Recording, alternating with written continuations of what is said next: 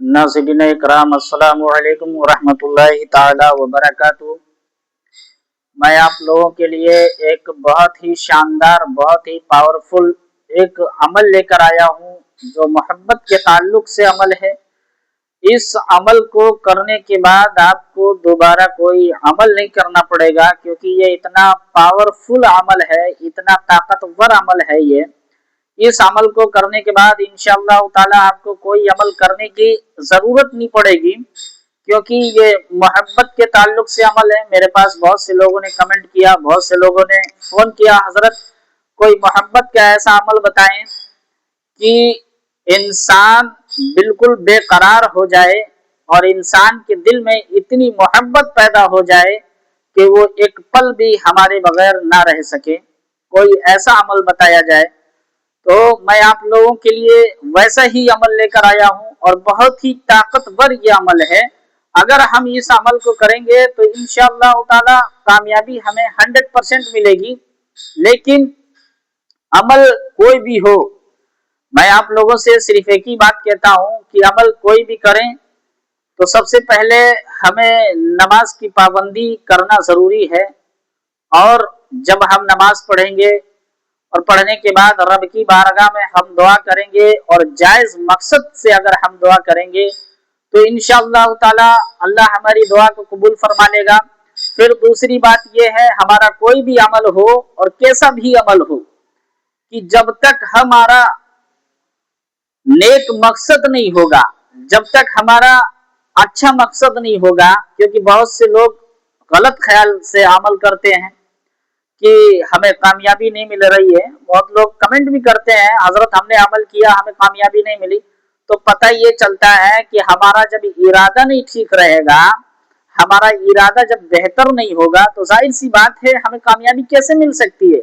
बहुत से लोगों का मानना रहता है कि हम किसी से मोहब्बत करेंगे, उसको अपने इस्तेमाल में रखेंगे, उसे यूज करेंगे, उसके बाद फिर उसको छोड़ देंगे। यानी टोटल कुल मिलाकर ये तुम्हारा मकसद है कि सामने वाले की जिंदगी को बर्बाद करना। यानी आपने उसकी जिंदगी को बर्बाद किया, उसकी जिंदगी के साथ खिलवाड़ किया। तो जाहिर सी बात है आपकी जब ये सोच होगी तो आपको अमल के अंदर कामयाबी नहीं मिल सकती है। इसलिए क्योंकि आपका इरादा नेक नहीं है। और जब हमारा इरादा नेक होगा कि हम उसके साथ शादी करेंगे, हम उसको अपनी वाइफ बीवी बनाकर रखेंगे और हमेशा उसके साथ रहेंगे, और उस नियत से अगर हम अमल करेंगे तो इंशाअल्लाह हमें कामयाबी मिलेगी। तो मैं आपको बता देना चाहता हूँ कि हमें अमल जब करना है तो हमें किस चीज की जरूरत पड़ेगी। हमारे पास 2 कीले होनी चाहिए, हमारे पास 2 कीले होनी चाहिए, और वो कीले हम अपने हाथ में पकड़ लें।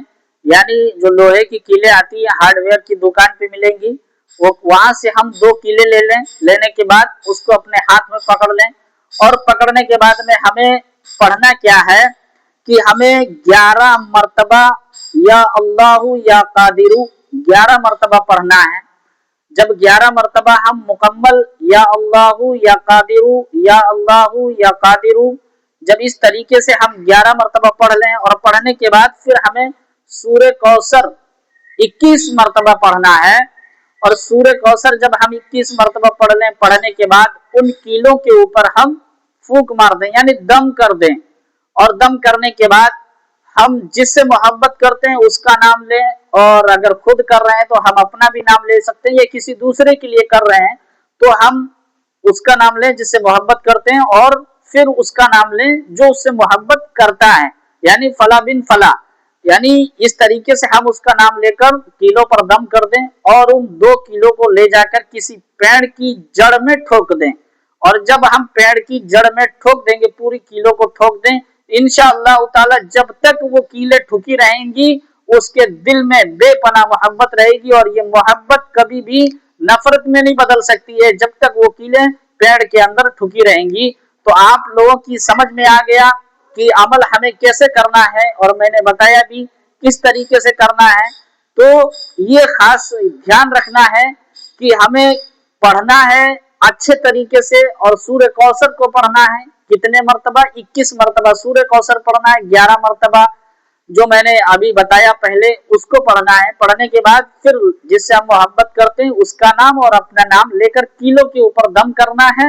دم کرنے کے بعد میں اس کو ایک پیڑ کی جڑ میں ٹھوک دینا ہے. انشاءاللہ تعالی محبت بے قرار ہو جائے گی، اس کے دل میں بے پناہ محبت پیدا ہوگی اور وہ آپ کے پاس آنے کے لیے مجبور ہو جائے گی.